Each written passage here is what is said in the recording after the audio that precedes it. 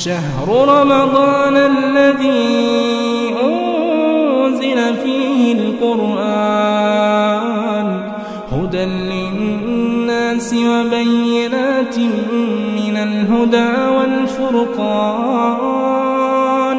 فمن شهد منكم الشهر فليصمه ومن كان مريضا أو على سفر فعدة من أيام أخر. السلام علیکم ورحمۃ اللہ وبرکاتہ.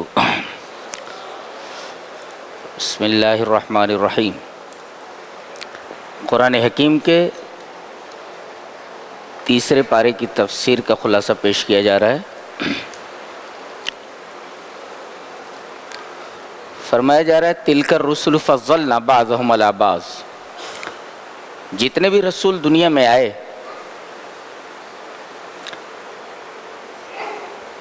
ہم نے ان رسولوں کو ایک دوسرے پر فضیلت دی ہے. یہاں ٹھہر کر ایک بات ذہن نشین کر لی جائے کہ مقام نبوت میں سارے انبیاء برابر ہیں، مقام رسالت میں سارے رسول برابر ہیں. ان میں کوئی تفریق نہیں ہے کہ یہ نبی ہے یہ نبی نہیں ہے. مقام نبوت کا جہاں تک سوال ہے، مقام نبوت میں سب کے سب برابر ہیں.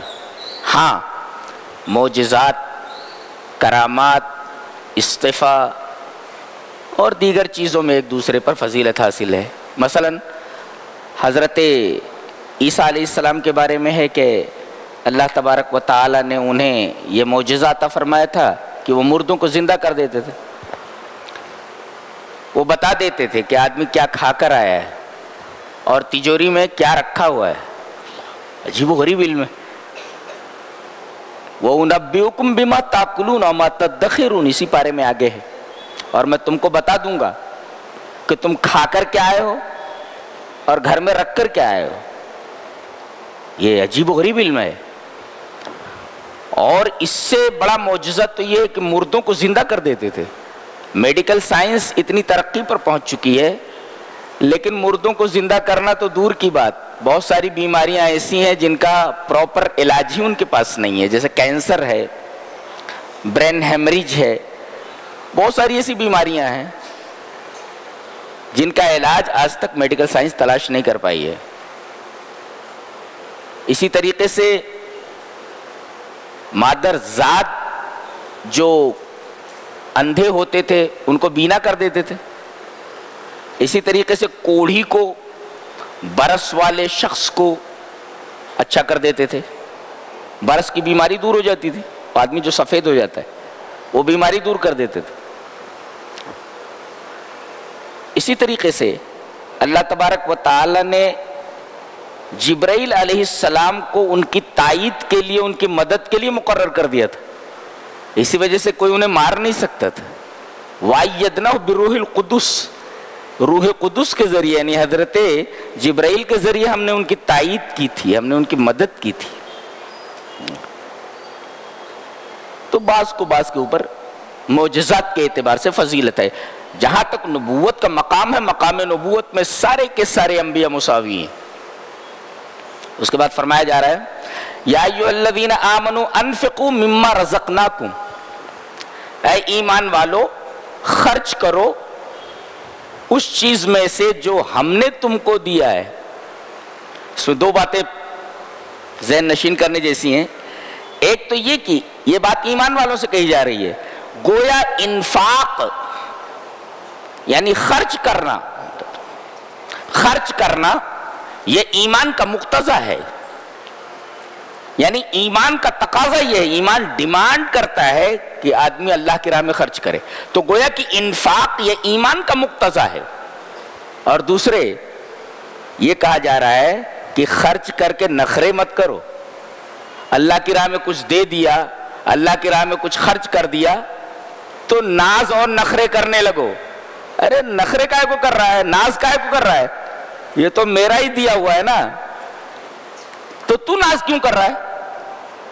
میں نے تجھ کو دیا ہے، میری چیز تو لوگوں کو دے رہا ہے، میری دی ہوئی چیز کو خرچ کر رہا ہے، تو ناز کس بات پہ؟ یہ یا ایھا الذین آمنوا انفقوا مما رزقناکم، تو گویا کہ ایمان والوں سے کہا جا رہا ہے کہ خرچ کرو. گویا کہ انفاق یعنی خرچ کرنا اللہ کی راہ میں، یہ ایمان کا تقاضا ہے، ایمان کا مقتضا ہے. اور دوسرے، خرچ کر کے فخر مت کرو، فخر کر کے ناز مت کرو، اس لیے کہ ناز کس بات پر؟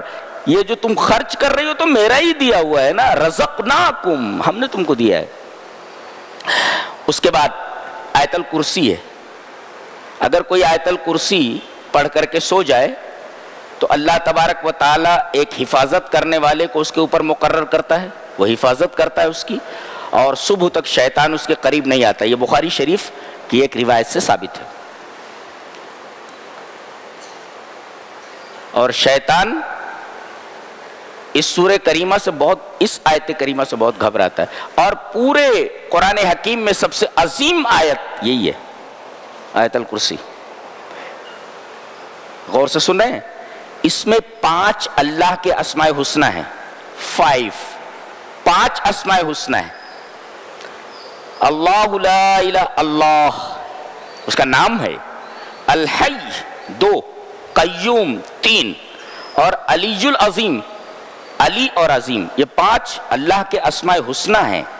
تو 5 اسماء حسنہ اس آیت کریمہ میں ہیں، اور 25 سے زائد صفات عالیہ ہیں. 5 نام ہیں اور 25 سے زائد صفات ہیں. مثلا ایک صفت یہ ہے، لا تاخذہ سنۃ ولا نوم، اسے اونگ نہیں آتی اور اسے نیند نہیں آتی.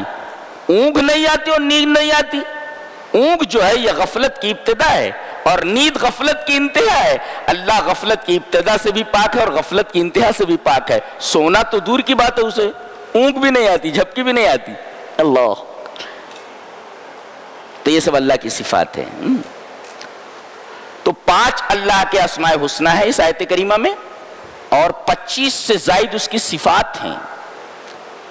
سب سے پہلے اللہ کے بعد کہ اللہ ہی عبادت کے لائق ہے، استحقاق الوہیت کی پہلی دلیل دی گئی کہ اللہ ہی عبادت کے لائق کیوں ہے. سوال ہے نا، گویا کہ استحقاق الوہیت کیوں اللہ کے لیے؟ جواب دیا گیا اس لیے کہ وہ الحی ہے، زندہ ہے. اللہ اکبر، یہ استحقاق الوہیت کی پہلی دلیل ہے. عبادت کے لائق وہی ہے، کیوں؟ اس لیے کہ وہ زندہ ہے. پتہ یہ چلا کہ دنیا میں جو لوگ زندہ ہیں وہ اللہ کے زندگی دیے جانے پر زندہ ہیں، اور اللہ بذات ہی زندہ ہے. اس کی حیات کسی کی عطا نہیں ہے، اور ہم لوگوں کی حیات اللہ کی عطا ہے، اس لیے وہ حی ہے. پتہ یہ چلا کہ جو لوگ مر گئے، جو لوگ مرنے والے ہیں، اور وہ چیزیں جس کے اندر جان ہی نہیں ہے، یہ کوئی بھی عبادت کے لائق نہیں ہے. اس لیے کہ معبود ہونے کے لیے ضروری ہے، عبادت کے لائق ہونے کے لیے ضروری ہے کہ وہ زندہ ہو. جو لوگ مر گئے وہ معبود کیسے ہو سکتے ہیں؟ جو مرنے والے ہیں وہ معبود کیسے ہو سکتے ہیں؟ اور وہ چیزیں جن میں جان ہی نہیں ہے، روح ہی نہیں ہے، وہ عبادت کے لائق کیسے؟ اللہ یہ بتائے. اس کے بعد دوسرا، اللہ کے بعد الحی یہ نام آیا، اور اس کے بعد القیوم. قیوم کا مطلب کیا ہے؟ زندہ. یہ تو سمجھ میں آیا. قیوم کا مطلب کیا ہے؟ اسی کی دی ہوئی زندگی سے ہم زندہ ہیں، اور اسی کے قائم کرنے سے ہم لوگ قائم ہیں. کائنات کی ہر شے اسی کے قائم کرنے سے قائم ہے. اس کو یوں سمجھاؤں کہ کائنات کے وجود میں، کائنات جو موجود ہے، کائنات کے وجود میں جو تیار یعنی جو کرنٹ دوڑ رہا ہے، یہ کرنٹ وہی دوڑا رہا ہے. اور انقطع هذا التیار يتحول الكون الى صفر. اگر اللہ تبارک و تعالی اس کرنٹ کو کاٹ دے تو پوری کی پوری کائنات، پوری یونیورس زیرو ہو جائے گی. يتحول الكون الى صفر، صفر ہو جائے گی وہ. اللہ اکبر. گویا کہ پوری کائنات کے وجود میں جو کرنٹ دوڑ رہا ہے یہ وہی دوڑا رہا ہے، اور اگر اس کرنٹ کو وہ کاٹ دے تو پوری کائنات صفر کے درجے پر آ جائے گی، پوری کائنات فنش ہو جائے گی، ختم ہو جائے گی، یہ بتایا گیا۔ تو ہر چیز اسی کے قائم رکھنے کی وجہ سے قائم ہے، اس کے باقی رکھنے کی وجہ سے باقی ہے، اس وجہ سے وہ قیوم ہے اور وہ خود بخود قائم ہے۔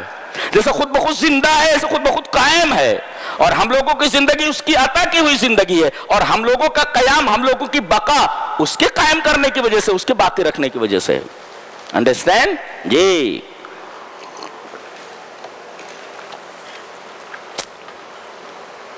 اس کے بعد فرمایا گا لا اکراہ فی الدین، دین میں کوئی زور زبردستی نہیں ہے۔ علامہ ابن قیم رحمہ اللہ نے اس آیت کریمہ کی تفسیر فرماتے ہوئے کہا ھذا نفی فی معنی النہی، یہ نفی ہے مگر نہیں کے معنی میں۔ کیا مطلب؟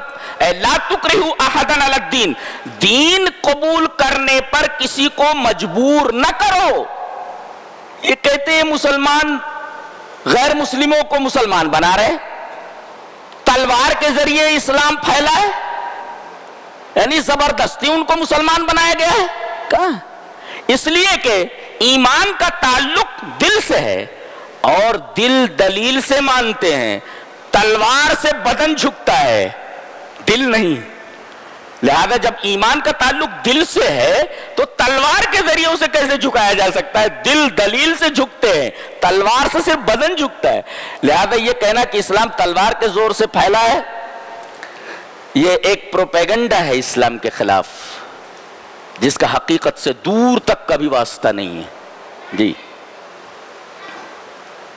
تو گویا کسی کو اسلام لانے پر مجبور مت کرو۔ اس آیت کریمہ کا شان نزول یہ بتایا گیا ہے کہ اسلام سے پہلے صحابہ جو تھے، صحابہ ان کی کچھ اولادیں تھیں، اسلام سے پہلے یہ لوگ یہودی ہو گئے تھے یا نصرانی ہو گئے تھے۔ نبی کے جو صحابہ تھے اسلام سے پہلے ان کی اولادیں کچھ نصرانی ہو گئی تھی، عیسائی ہو گئی تھی، اور کچھ یہودی ہو گئی تھی۔ جب صحابہ ایمان لائے تو انہوں نے اپنے ان بچوں کو مجبور کیا، کہا کہ اسلام لیا، میرا بیٹا نہ تو اسلام لا۔ تو یہ آیت کریمہ اتری۔ اپنی مرضی سے اگر یہ لوگ اسلام لانا چاہیں، انہیں اختیار ہے، انہیں مجبور نہ کیا جائے۔ لا اکراہ فی الدین، دین میں کوئی زور زبردستی نہیں ہے۔ لا تکرہوا احدا علی الدین، کسی کو دین قبول کرنے پر مجبور مت کرو۔ اس کے بعد کہا گیا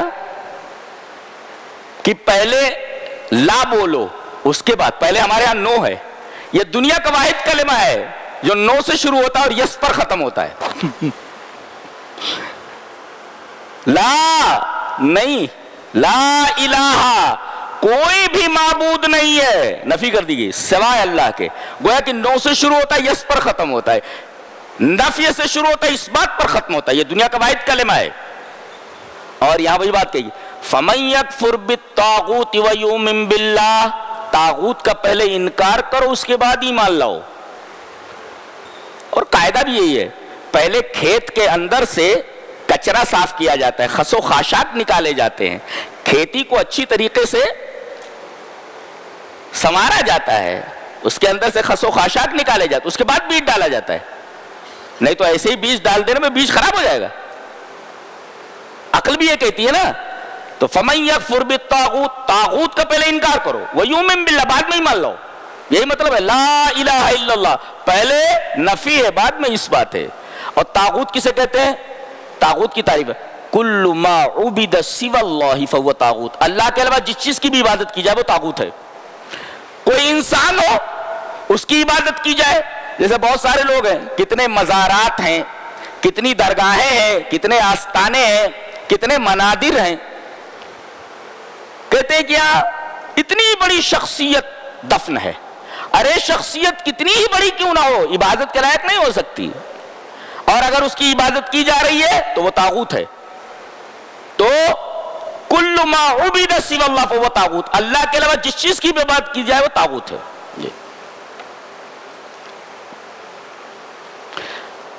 حضرت ابراہیم علیہ السلام اور وقت کے بادشاہ نمرود سے ایک بحث ہو رہی ہے۔ پتہ یہ چلا نمرود کو کہ یہ ابراہیم جو ہے یہ مجھے رب نہیں مانتا، رب تو میں ہوں. بلایا ان کو دربار میں، سارے آیان مملکت بیٹھے ہوئے ہیں، بڑے بڑے لوگ. کہا کہ سنا ہے تو کسی اور کو رب ماننا ہے؟ بولے ہاں. لو تنہا یہ آدمی دربار میں کھڑا ہوا ہے. بولے میں تمہیں رب نہیں مانتا. بولے تمہارا رب کون؟ بولے ربی الذی یحیی و یمیت. قال ابراہیم، ابراہیم نے کہا ربی الذی یحیی و یمیت، میرا رب وہ ہے جو مارتا اور جلاتا ہے. کہا یہ کون سی بڑی بات ہے، وہ تو میں بھی کرتا ہوں. قال انا احیی و امیت. اتنا بڑا بے وقوف تھا یہ، اتنا بڑا بے وقوف تھا. بے وقوف ہی لوگ بادشاہ ہوتے ہیں اس قسم کے، جن کے پاس عقل نام کی کوئی چیز نہیں ہوتی. کیا ہوا کہ دو قیدی تھے، ایک کے بارے میں یہ فیصلہ ہو گیا تھا کہ اسے رہا کر دیا جائے، اور ایک کے بارے میں فیصلہ تھا کہ اسے قتل کر دیا جائے، اصلی مجرم وہی ہے.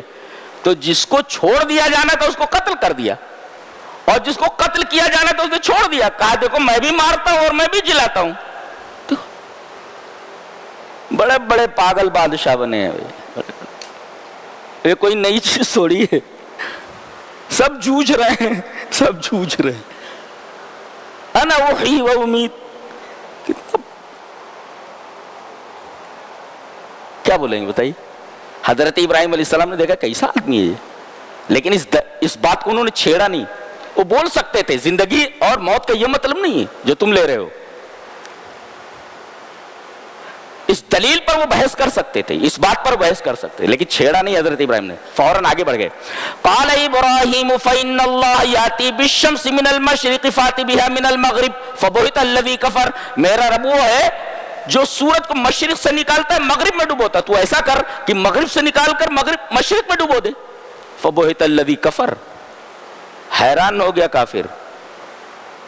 بچہ سوال کر سکتا ہے کہ فرعون بول سکتا تھا کہ میں ہی ہوں جو مشرق سے سورج کو نکالتا ہوں مغرب میں ڈبوتا ہوں. تو اپنے رب سے بول کہ مغرب سے نکالے اور مشرق میں ڈبوئے. اگر یہ بولتا تو سارے لوگ بیٹھے ہوئے تھے نا، اس سے زیادہ عمر والے بیٹھے ہوئے تھے، وہ پیدا بھی نہیں ہوا تھا، اس سے بڑی عمر کے لوگ بیٹھے ہوئے. کہتے تھے آدمی پاگل ہے، ہم لوگ تھے پیدا بھی نہیں ہوا تھا تب سے سورج مشرق سے نکل رہا ہے، یہ کہہ رہا ہے میں مشرق سے نکالتا ہوں. بولے تو لہذا وہ حیران ہو گیا کہ جواب کیا دوں. اللہ اکبر، جواب نہیں دے سکتا تھا. فبہت الذی کفر، مبہوت ہو گیا، اسٹنٹ، ایک دم اسٹنٹ ہو گیا، ایک دم اسٹنٹ، ایک دم حیران ہو گیا، مبہوت ہو گیا. اس سے ایک نکتہ لکھا ہے ایک مفسر نے، الرسل ہدفہم ان یصلوا الی الحقیقۃ ولیس الی الغلبہ. رسولوں کا ٹارگٹ یہ ہوتا ہے، ہدف مقصود یہ ہوتا ہے کہ وہ حقیقت تک پہنچیں. غلبہ مقصود نہیں ہوتا کہ کسی کو آپ مغلوب کر دیں. آج مناظرے کی کیفیت کیا ہے؟ مناظرے کے مقاصد کیا ہیں؟ ارے ہم نے فلاں مسلک کے لوگوں کو مناظرے میں ہرا دیا. تو ہرانا یہ مقصد ہوتا ہے، حقیقت تک پہنچنے کے لیے مناظرہ نہیں ہوتا. لہذا مناظروں کا کوئی مطلب ہی نہیں ہوتا، کوئی مقصد ہی نہیں ہے، کوئی فائدہ بھی نہیں ہے. اس لیے کہ مناظروں کا مقصد حقیقت تک پہنچنا نہیں ہوتا، جبکہ رسولوں کا جو بحث کا مقصد ہوتا ہے وہ حقیقت تک پہنچنا ہوتا ہے، غلبہ حاصل کرنا نہیں ہوتا کہ ہم آپ کو مغلوب کر دیں اور ہم آپ پر غالب آ جائیں. آج مسلمانوں کے تمام مسالک کے یہ حال ہے کہ مناظرہ کرتے ہیں، مناظرے کا چیلنج کرتے ہیں، مقصد یہ ہوتا ہے کہ کسی طریقے سے غلبہ حاصل کر لیں، چاہے منطقی دلیلیں دینی پڑے، فلسفیانہ دلیلیں دینی پڑے، قرآن و سنت سے کچھ لینا دینا نہیں ہے. یہ مطلب ہے، سمجھ میں آیا؟ یہ فرق ہے انبیاء کرام کے مناظروں اور آج کل کے علماء کے مناظروں کا.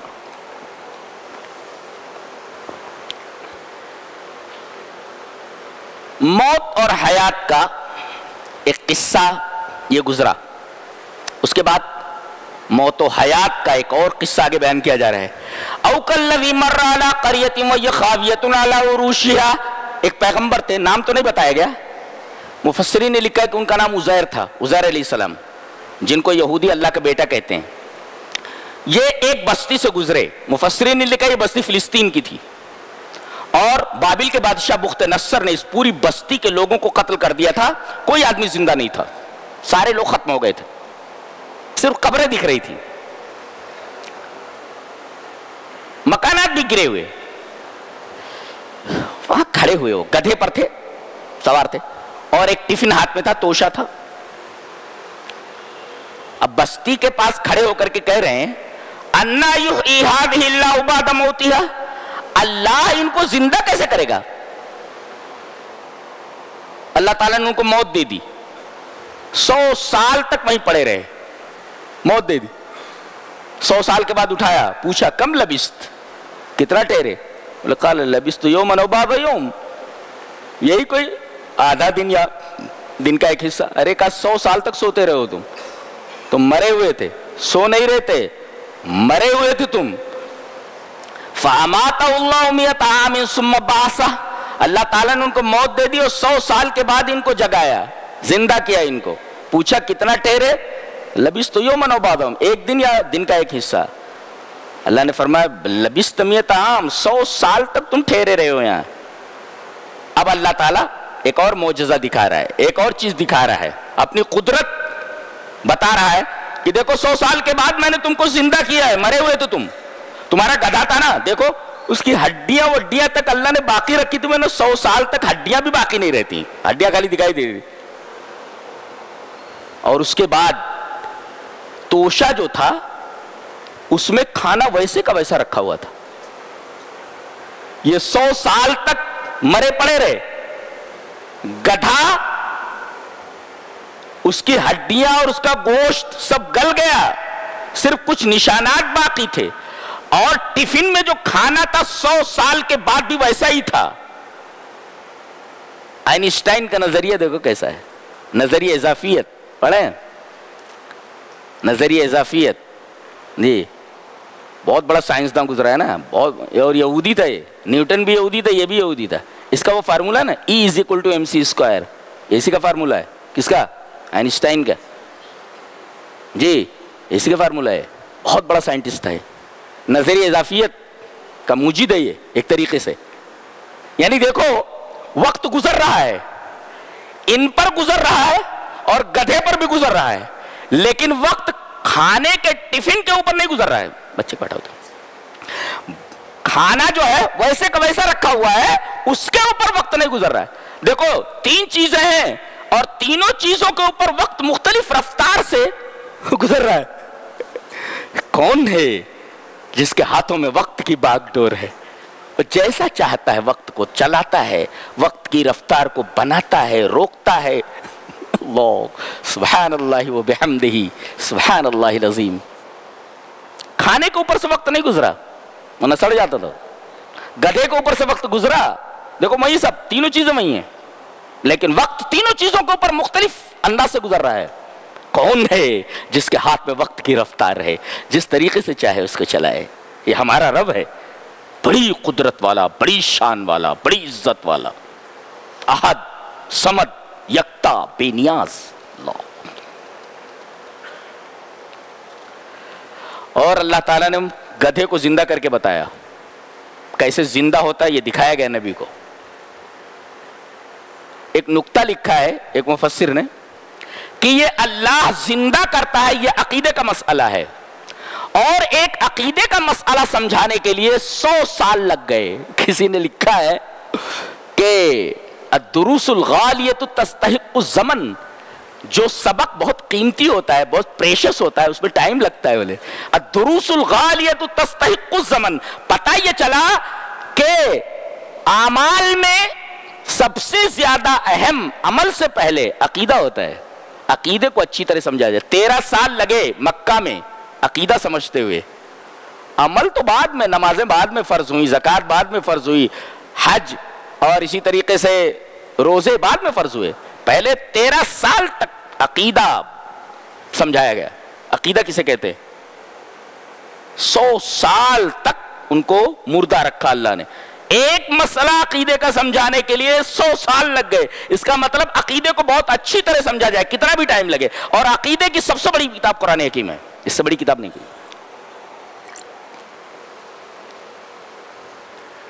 اس کے بعد بہت پیاری بات کہی جا رہی ہے، بالکل میری طرف متوجہ ہو جائیے. مثل الذین ينفقون اموالهم فی سبیل اللہ کمثل حبۃ انبتت سبع سنابل فی کل سنبلۃ مئۃ حبۃ. جو لوگ اللہ کی راہ میں خرچ کرتے ہیں اس کی مثال سمجھو. اللہ بتا رہا ہے مثال، ایک دانہ زمین میں آپ نے ڈالا، اس سے 7 بالیاں نکلی اور ہر بالی میں 100 دانے ہیں، تو ایک دانے نے کتنے دانے دیے؟ 700. اللہ فرما رہا ہے، ایک مفسر نے اس پر بڑا اچھا لکھا ہے، کیا کہتا ہے؟ ھذا عطاء المخلوق فکیف بعطاء الخالق. ایک مخلوق ایک کے بدلے 700 دے سکتا ہے. ایک مخلوق ایک دانہ ہے جو ایک دانے کے بدلے 700 دانے دے سکتا ہے، تو اللہ خالق جب دینے پر آئے گا تو ایک کے بدلے کتنا دے سکتا ہے؟ ھذا عطاء المخلوق فکیف بعطاء الخالق. ایک دانہ 700 دانہ دیتا ہے، یہ مخلوق ہے، دانہ مخلوق ہی تو ہے. اب بتاؤ خالق جب دینے پر آئے گا تو کتنا دے گا؟ اندازہ لگائیے. فکیف بعطاء الخالق. بہت پیاری بات کہی گئی ہے چیز. اور اللہ تبارک و تعالیٰ کی صفت بھی بیان کی گئی، واللہ واسع علیم. اللہ تو وسعت کے ساتھ دینے والا اور جاننے والا ہے، کس کو کتنا دینا چاہیے یہ اسے علم ہے، اور اس کے خزانے میں کوئی کمی نہیں ہے، بڑا واسع ہے. اس کے بعد کہا گیا، یہ تو فضیلت بتائی گئی، یہ بتانے کے لیے کہ اللہ کی راہ میں زیادہ سے زیادہ خرچ کرو. اب آدمی نے خرچ کر دیا، کہتے ہیں کہ اگر 4 چیزیں پائی جائیں تو صدقے کا کوئی فائدہ نہیں ہے، انفاق فی سبیل اللہ کو کوئی مطلب نہیں. ایک تو ایمان نہیں ہے تو صدقے کا کوئی فائدہ نہیں. دوسرے ایمان ہے مگر دیا ریاکاری کی وجہ سے، دنیا کو دکھانے کے لیے، صدقہ ضائع ہو گیا. تیسرے احسان جتا دیا، احسان جتا دیا، صدقے کا کوئی مطلب نہیں، صدقہ ضائع ہو گیا. اسی طریقے سے تکلیف پہنچا رہا ہے اس کو، اذا، اس کو تکلیف پہنچا رہا ہے جس کو پیسے دیے ہیں. تو اگر یہ 4 چیزیں آ جائیں تو صدقہ بالکل بیکار ہو جاتا ہے، صدقے کا کوئی مطلب نہیں. جی، صدقہ ضائع ہو جاتا ہے. لہذا اگر آپ اللہ کی راہ میں خرچ کریں تو 4 چیزیں نہیں ہونی چاہیے. ایمان تو ہے، ریا نہیں ہونا چاہیے، اور احسان نہ جتائیں، اور چوتھے آپ اس کو تکلیف نہ پہنچائیں.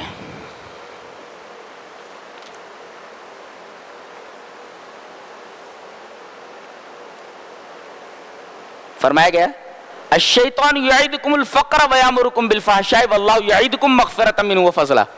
جب آدمی خرچ کرنے لگتا ہے، دیکھو کتنی فطری بات ہے، آدمی کچھ ایسے ہوتے ہیں کہ چمڑی چلی جائے مگر دمڑی نہ جائے، خرچ نہیں کرتے. وہ ڈرتے ہیں کہ کہیں غریب نہ ہو جائیں، غریب نہ ہو جائیں. تو الشیطان یعدکم الفقر، شیطان تم کو غریبی سے ڈراتا ہے. واللہ یعدکم مغفرۃ منہ وفضلا، اللہ یہ کہتا ہے کہ میں تجھے معاف کر دوں گا، اور جو تو خرچ کر رہا ہے نا میں بڑھا چڑھا کر کے تجھے دے دوں گا. بتاؤ سچی بات کس کی؟ شیطان کی کہ اللہ کی؟ اللہ کی بات سچی ہے تو اللہ کی بات مانو نا. اللہ کی راہ میں خرچ کر کے تم کبھی غریب نہیں ہو سکتے. ایک مفسر نے اس پر بڑا خوبصورت تبصرہ کیا ہے، کہتا ہے الصدقۃ تطرد الخوف وتبعد الحزن. اس لیے کہ ایک آیت کے اندر جو آگے آ رہی ہے اس کے اندر یہ بتایا گیا، الذین ينفقون اموالهم فی سبیل اللہ الذین ينفقون اموالهم باللیل والنہار سرا وعلانیۃ فلہم اجرہم عند ربہم ولا خوف علیہم ولا هم یحزنون. جو لوگ اپنے مالوں کو رات میں خرچ کرتے ہیں اور دن میں خرچ کرتے ہیں، چھپ کر کے خرچ کرتے ہیں، اعلان کر کے خرچ کرتے ہیں. اچھا، اعلان کر کے بھی خرچ کر سکتے؟ ہاں، تاکہ دوسرے لوگوں کو ترغیب ہو. بہتر یہ ہے کہ چھپا کر کے صدقہ دے، لیکن اگر ایسا ہو کہ دوسرے لوگوں کو اس سے ترغیب ہوگی تو اعلان کر کے دے کہ میں اللہ کی راہ میں اتنا دیتا ہوں. وہاں افضل یہی ہے کہ اعلان کیا جائے. تو کہیں افضل ہوتا ہے سرن دیا جائے، اور کہیں وقت ایسا ہوتا ہے ترغیب کا وقت اگر ہے تو اعلان کر کے دیا جائے. اس کے بعد کہا جا رہا ہے فَلَهُمْ أَجْرُهُمْ عِنْدَ رَبِّهِمْ، ان کا اجر صدقہ کرنا اللہ کے پاس ہے. اللہ اکبر. اور اللہ جب دینے پر آئے گا، جب اجر اس کے پاس ہے تو وہ اس کے بدلے میں کتنا دے گا اندازہ لگائیے آپ. اب سوچ بھی نہیں سکتے کتنا دے گا. وَلَا خَوْفٌ عَلَيْهِمْ وَلَا هُمْ يَحْزَنُونَ. یہ صدقہ دینے کے بعد یہ کیوں کہا گیا صدقے کے ذکر کے بعد وَلَا خَوْفٌ عَلَيْهِمْ وَلَا هُمْ يَحْزَنُونَ؟ اس کا مطلب ہے اگر آپ کو کسی سے ڈر ہے، کسی سے ڈر رہے ہیں آپ، اور اگر آپ کو کوئی اندیشہ ہے، کوئی غم ہے، تو صدقہ اللہ کی راہ میں کرو، خوف مٹ جائے گا اور تمہارا غم مٹ جائے گا۔ تو غم اور خوف کو اگر دور کرنا ہے تو صدقہ دو۔ کسی نے بالکل سچ کہا ہے، عالج خوفک والحزنک بالصدقہ، اپنے خوف کا اور اپنے حزن کا علاج کرو صدقے کے ذریعے۔ اگر آپ ڈر رہے ہیں کسی سے تو صدقہ دو، خوف ختم ہو جائے گا۔ اگر آپ کو کوئی تکلیف ہے، کوئی غم ہے تو صدقہ دو، صدقے کے ذریعے وہ غم مٹ جائے گا۔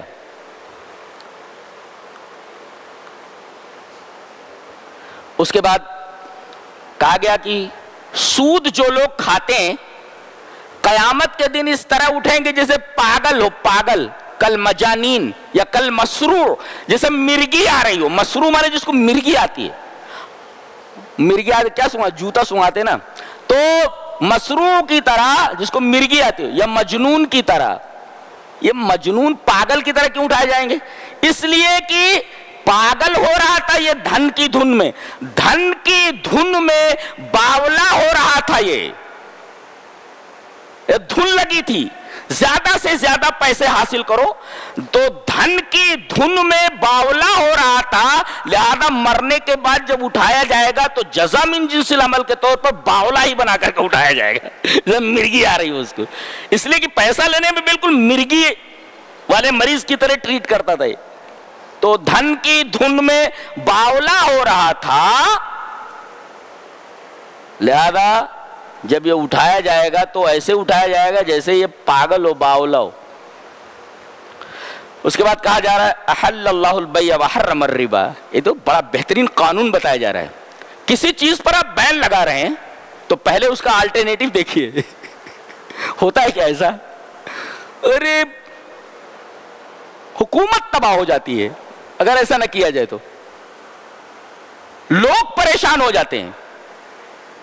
یعنی اگر آپ کسی چیز کو محظور کر رہے ہیں، بین لگا رہے ہیں، آپ منع کر رہے ہیں کسی چیز سے، تو پہلے آلٹرنیٹو دیجئے تاکہ لوگوں کو تکلیف نہ ہو۔ یا آلٹرنیٹو ہے یہ نہیں، بین لگا دیا گیا، اب پبلک پریشان ہے۔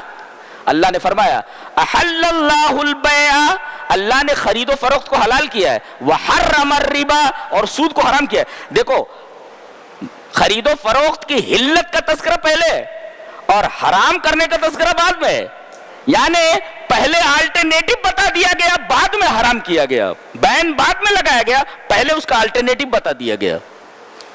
اللہ اکبر۔ اور کہا گیا کہ سود حرام ہے، یہ ماں کے ساتھ بدکاری کے مرادف ہے، یہ بہت بڑا گناہ ہے۔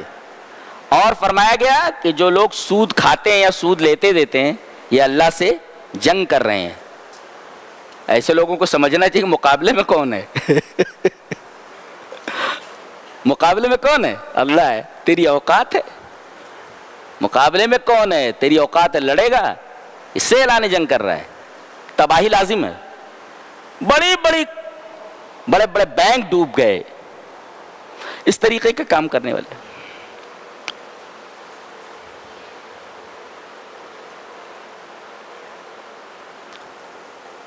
اور جب سود کو حرام کیا تو آلٹرنیٹو دیا، کیا؟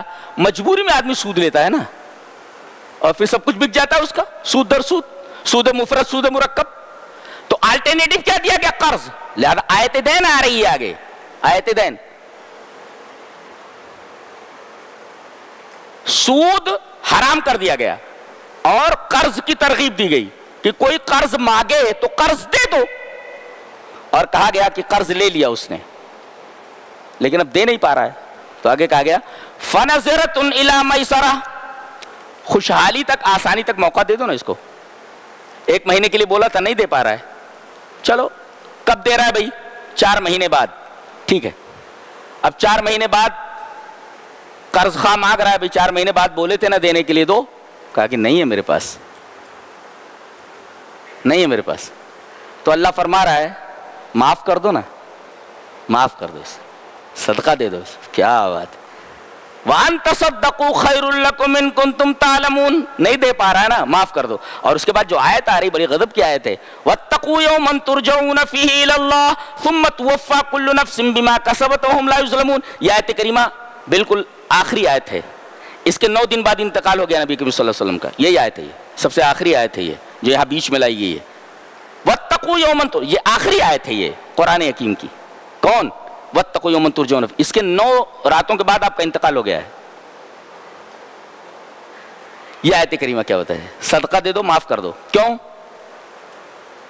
اور اس دن سے ڈرو جس دن تمہیں لوٹایا جائے گا اللہ کی طرف، پھر پورا بدلہ دیا جائے گا.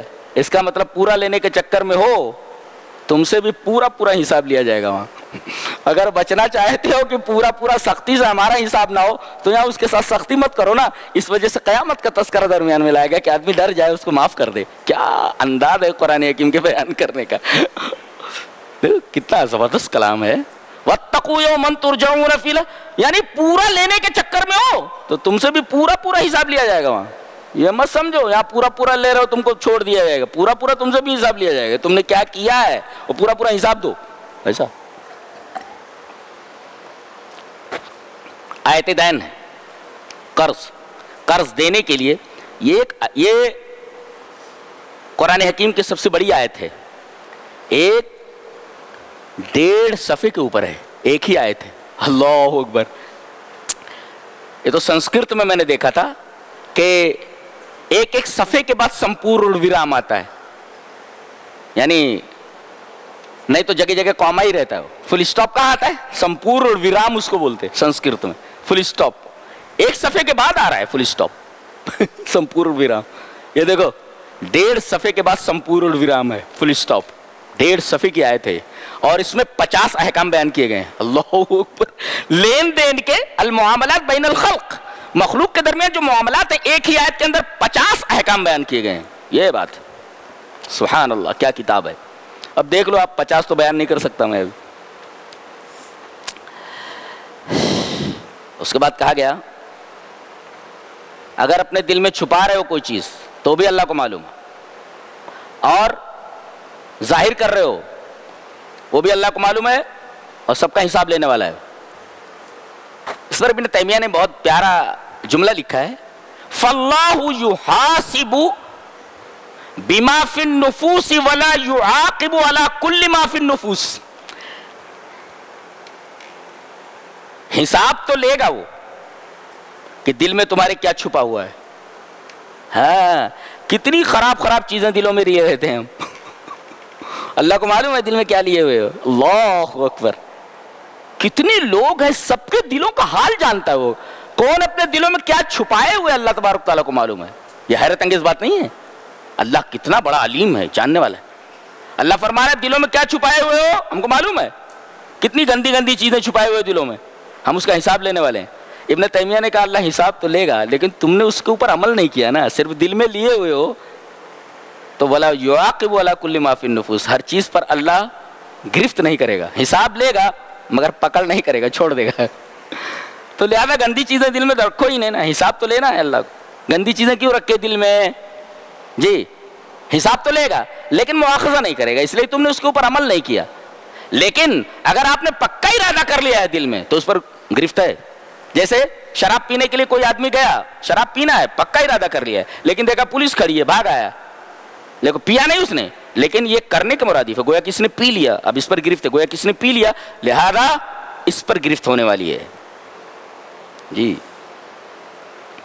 اس کے بعد فرمایا کہ مومنین یہ کہتے ہیں سمعنا واطعنا، ہم نے اطاعت کیا، سنا اور اطاعت کیا. 3 قسم کے لوگ ہوتے ہیں. من یسمع ویطیع، سنتا ہے اور اطاعت کرتا ہے، یہ مومن ہے. اور من یسمع ولا یطیع، سنتا ہے مگر اطاعت نہیں کرتا، یہ مستکبر ہے، تکبر کرنے والا شیطان ہے. یہ سنا اس نے لیکن اطاعت نہیں کی. اللہ نے فرمایا اسجدوا لآدم، آدم کو سجدہ کا سنا اس نے لیکن اطاعت نہیں کی. فاستکبر، یہ مستکبر ہے، یہ متکبر ہے. اور ایک ہے من لا یسمع ولا یطیع، سنتا بھی نہیں اور اطاعت بھی نہیں کرتا، یہ مورز ہے. یہ مورز ہے، دہریہ ہے، اعراض کرنے والا ہے. اس کے بعد فرمایا گیا دعا ہے آگے، واعف عنا واغفر لنا وارحمنا انت مولانا. اللہ اکبر. یہ 4 چیزیں اچھی طرح یاد رکھو. واعف عنا، اے میرے رب تو نے جن جن کاموں کے کرنے کا حکم دیا ہے اس میں اگر کوتاہی ہو گئی ہو تو معاف کر دے. اچھا، واغفر لنا، اور حرام کردہ جو تیری چیزیں تھیں ان میں کوئی حرام کام مجھ سے ہو گیا ہے تو میری مغفرت کر دے. ورحمنا، میرے اوپر رحم کر، مستقبل میں مجھے توفیق دے، فیوچر میں، کہ میں ہمیشہ تیری اطاعت ہی کروں، حرام کام میں نہ پھنسوں۔ انت مولانا، تو ہمارا آقا ہے، اور مالک ہمیشہ اپنے نوکر کے اوپر، آقا ہمیشہ اپنے غلام پر شفقت ہی کرتا ہے، رحم ہی کرتا ہے۔ بہت پیاری دعا ہے۔ فانصرنا علی القوم الکافرین، ہمیں کافر قوم کے اوپر مدد دے۔ آگے سورہ آل عمران ہے، اللہ نے فرمایا ان اللہ لا یخفی علیہ شیء فی الارض ولا فی السماء۔ بڑی عجیب آیت ہے۔ اللہ تبارک و تعالیٰ کے اوپر زمین کے اندر یا آسمان کے اندر کوئی چیز ایسی نہیں ہے جو چھپی ہوئی ہو۔ زمین کے اندر کیا ہے اسے معلوم ہے، آسمان کے اندر کیا اسے معلوم ہے۔ کیا سمجھے اس سے؟ یہی سمجھنا رہتا ہے قرآن حکیم کا جو اشارہ ہوتا ہے کہ جب وہ زمین کے اندر والی چیزوں کو دیکھ رہا ہے اور آسمان کے اندر والی چیزوں کو دیکھ رہا ہے، تو تم تو زمین کے اوپر اور آسمان کے نیچے ہو، بتاؤ تم کو کیسے دیکھ رہا ہوگا؟ تم نماز پڑھ رہے ہو، دیکھ رہا ہے، نہیں پڑھ رہے یہ بھی دیکھ رہا ہے، کس کے ساتھ کیا کر رہے ہو دیکھ رہا ہے، دکان میں کس طریقے کا برتاؤ کر رہے ہو وہ دیکھ رہا ہے، اللہ کے سامنے رو رہے ہو تنہائی میں دیکھ رہا ہے، کس کو ستا رہے ہو دیکھ رہا ہے، کس کو معاف کر دے رہے ہو دیکھ رہا ہے، صبر کر رہے ہو دیکھ رہا ہے، ظلم کر رہے ہو دیکھ رہا ہے۔ ارے جب وہ زمین کے اندر کی چیزوں کو دیکھتا ہے، آسمان کے اندر کی چیزوں کو دیکھتا ہے، تو زمین کے اوپر ہو نا، فوق الارض و تحت السماء، آسمان کے نیچے ہو زمین کے اوپر ہو، تمہارے اوپر تو اور زیادہ نگاہ ہے اس کی۔ اللہ اکبر، جو زمین کے اندر اور آسمان کے اندر دیکھ سکتا ہے، تم تو اوپر ہو، اوپر تو سامنے چیزیں دکھائی دیتی ہے، کھلا دکھائی دیتا ہے۔ یہ آیت کریمہ بتا رہی۔ آگے بتائیے والذی یصورکم فی الارحام کیف یشاء، وہی ہے جو ماں کے رحموں کے اندر تمہاری تصویر گری کرتا ہے۔ ایک کیڑا ہی تو ہوتا ہے، منی کا ایک قطرہ ہوتا ہے، اللہ تبارک و تعالیٰ اسے خوبصورت شکل دے دیتا ہے۔ کیا آرٹ ہے، کیا انداز ہے، کیا تخلیق ہے، اللہ اکبر، حیران ہے آدمی، حیران ہے۔ 60-65 سال تک دل کی مشین چلتی رہتی ہے بغیر کسی بیٹری کے، کیسی تصویر گری کرتا ہے، پورا بدن بناتا ہے۔ اس کے بعد فرمایا گیا وہ جس طرح چاہے بنائے، ماں باپ دونوں مل جائے تب بھی بنا سکتا ہے، اور باپ نہ ہو صرف ماں ہو تب بھی بنا سکتا ہے، پیدا کر سکتا ہے، جیسے عیسیٰ کو پیدا کیا، اور ماں باپ دونوں نہ ہوں تب بھی پیدا کر سکتا ہے، جیسے حضرت آدم کو۔ ہماری قدرت ہے، ہم ہیں، فتبارک اللہ احسن الخالقین، ہم ہیں۔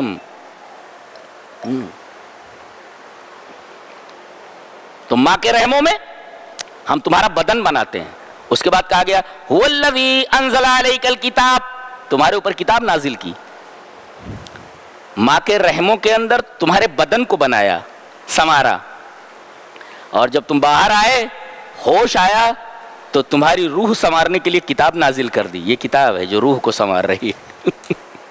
لہذا ماں کے رحم کے اندر تمہارے بدن کو سنوارا اس نے، اور تمہاری روح کو سنوارنے کے لیے کتاب نازل فرمائی۔ لہذا ماں کے رحموں میں صورت گری کے بیان کے بعد فوراً انزال کتاب کا ذکر ہوا، والذی انزل علیک الکتاب۔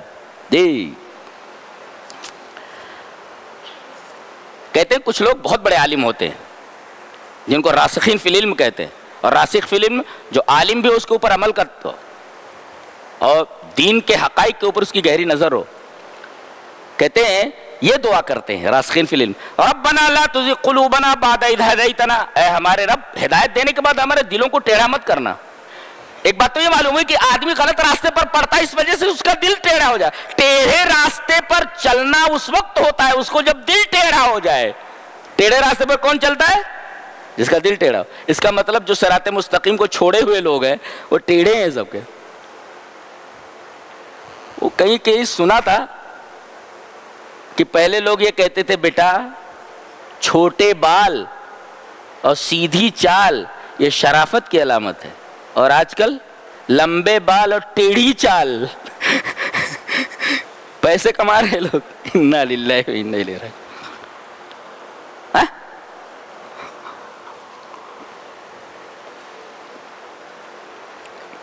تو ٹیڑھا کب ہوتا ہے آدمی؟ جب دل ٹیڑھا ہو جائے۔ جیسے ٹیڑھے چلے نا تو قرآن حکیم بتا رہا ہے ٹیڑھا اس کا دل، اس وجہ سے ٹیڑھا ٹیڑھا چل رہا ہے بولے تو۔ ربنا لا تزغ قلوبنا بعد اذ ہدیتنا، اے ہمارے رب ہمارے دلوں کو ٹیڑھا مت کرنا ہدایت دینے کے بعد۔ اس کا مطلب ہوتا ہے جتنا علم ہوتا جاتا ہے اتنا آدمی ڈرتا رہتا ہے اللہ سے کہ کہیں سیدھے راستے سے بھٹک نہ جائیں۔ ایسا اتنا ڈرتا رہتا ہے۔ بتایا گیا کہ 7 چیزیں ایسی ہیں جو انسان کو بہت مرغوب ہوتی ہیں، بنیاد ہے یہ پسندیدگی کی۔ زُيِّنَ لِلنَّاسِ حُبُّ الشَّهَوَاتِ مِنَ النِّسَاءِ وَالْبَنِينَ وَالْقَنَاطِيرِ الْمُقَنطَرَةِ مِنَ الذَّهَبِ وَالْفِضَّةِ وَالْخَيْلِ الْمُسَوَّمَةِ وَالْأَنْعَامِ وَالْحَرْثِ۔ ایک تو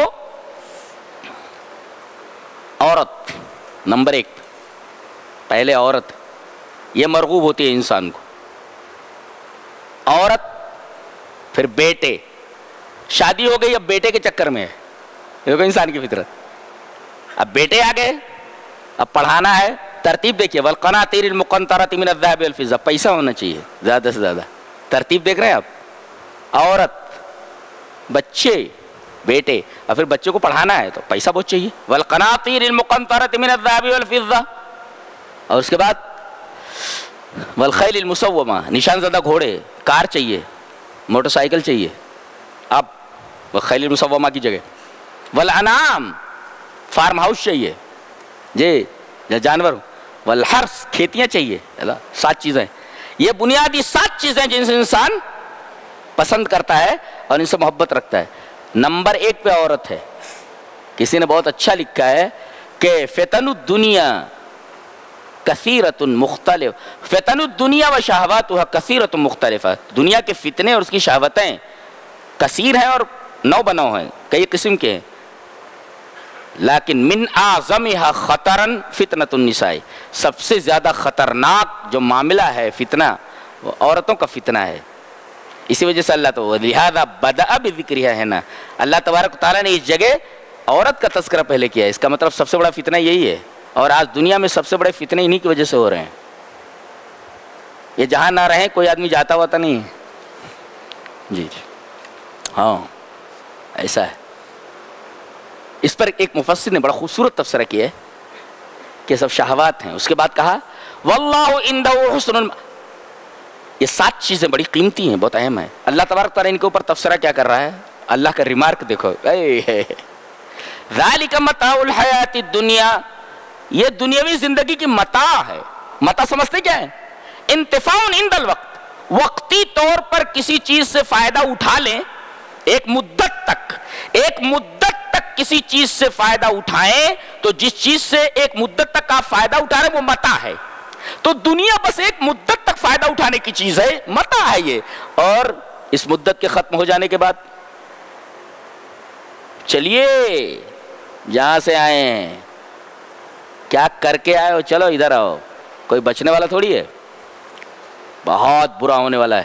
اور اس کے بعد کہا گیا واللہ عنده حسن المآب، بہترین ٹھکانہ تو اللہ کے پاس ہے۔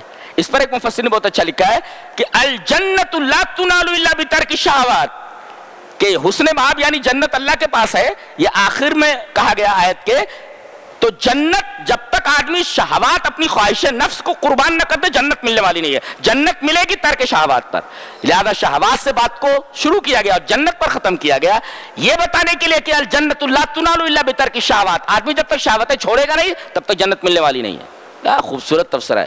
اس کے بعد کہا گیا الصابرین والصادقین والقانتین والمنفقین والمستغفرین بالاسحار، یہ مومنین کی صفتیں بیان کی جائیں، صبر کرتے ہیں، سچ بولتے ہیں، اللہ کے سامنے کھڑے ہوتے ہیں اور خرچ کرتے ہیں۔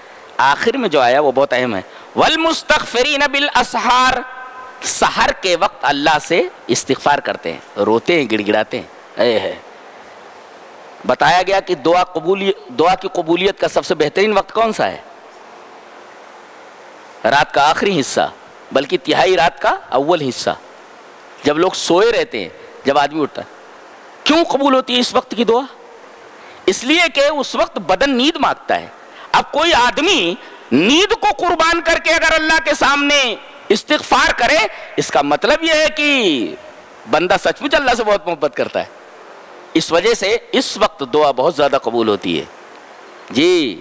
والمستغفرین بالاسحار، سحر کے وقت اللہ سے استغفار کرو، اور ضروری ہے، یہ دعا کی قبولیت کا سب سے بہترین وقت ہے۔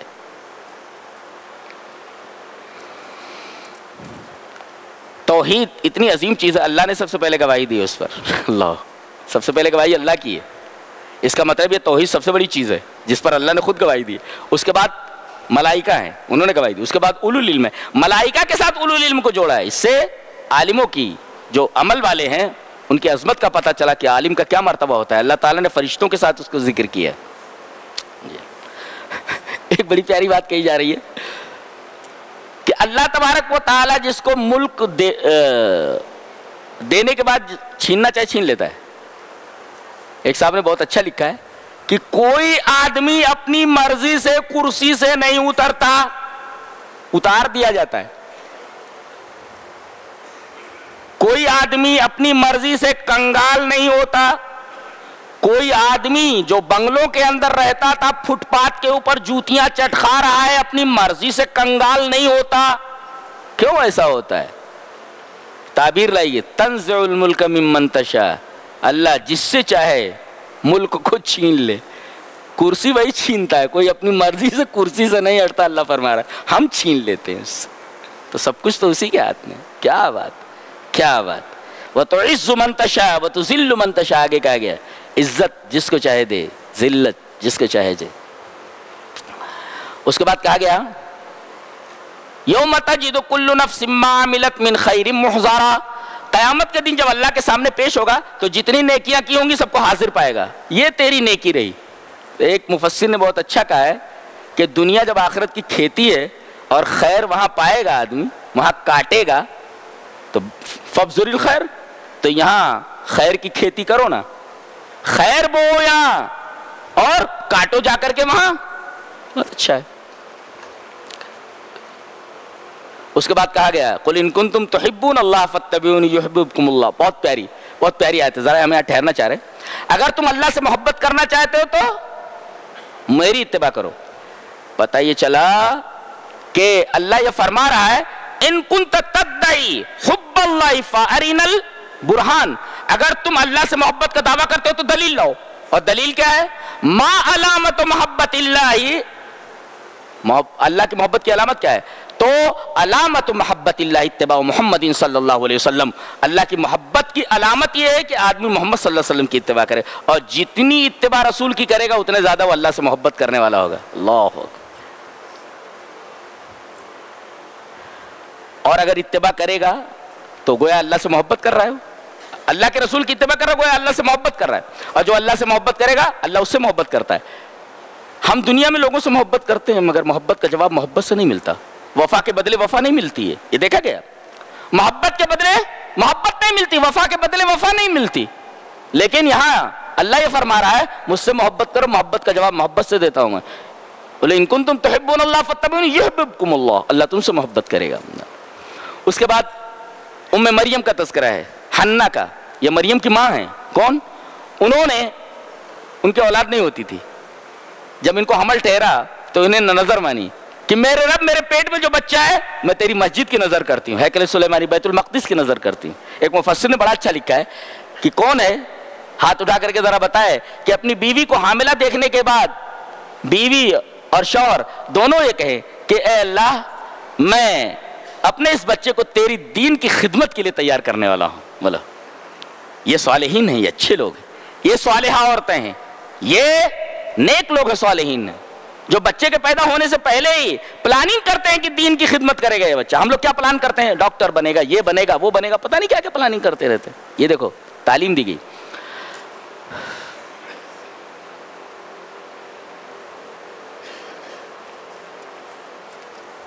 مریم جب بڑی ہوئی تو ان کو محراب میں رکھ دیا گیا وہاں بیت المقدس میں. وہی کام کرتی تھی، جھاڑو پوچھا کرتی تھی سب.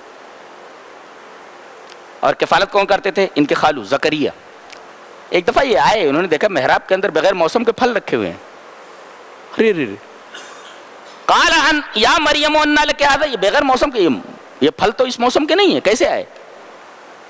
یہ نقطہ بتایا گیا کہ بچی کے ہاتھ میں موبائل دیکھیں تو پوچھیں ہم نے تو نہیں دیا تھا، کہاں سے لائیے؟ بھائی کو پوچھنا چاہیے، باپ کو پوچھنا چاہیے، ماں کو پوچھنا چاہیے کہاں سے آئے، کون لائے؟ میں نے تو نہیں دیا تھا. یہ کہہ رہے ہیں اس موسم کا پھل نہیں ہے، کہاں سے آئے؟ وہ کہہ رہے ہیں ہوا من عند اللہ، اللہ کی طرف سے ہے. اللہ. اب یہاں حضرت زکریا علیہ السلام جو بڈھے ہو چکے تھے اور ان کی بیوی بانجھ تھی، دعا کیا اے اللہ بیٹا چاہیے مجھے، اور اللہ نے دیا بیٹا. پتہ یہ چلا کہ کسی کی نعمت دیکھ کر کے حسد نہیں کرنی چاہیے، بلکہ اللہ سے اسی وقت دعا مانگنی چاہیے اللہ یہ نعمت مجھے دے دے. تو حسد کی جگہ پر وہ نعمت مانگنی چاہیے، وہ قبولیت کا وقت ہوتا ہے، قبول ہو جاتی ہے دعا. یہ نکتہ بتایا گیا ہے. ہنالک دعا زکریا رب. اللہ اکبر، کیا بات ہے.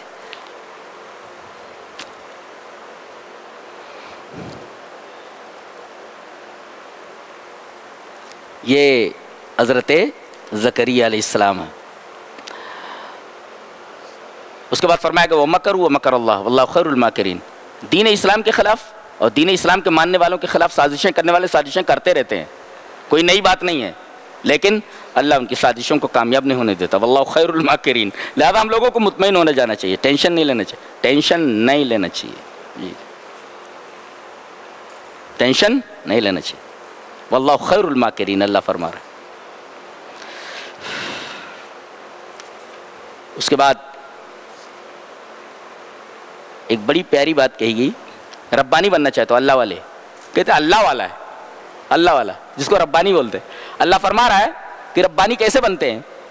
کہتے ہیں ربانی بننا ہو تو ایک طریقہ ہے، کونوا عبادا لی من دون اللہ ولکن کونوا ربانیین بما کنتم تعلمون الکتاب وبما کنتم تدرسون.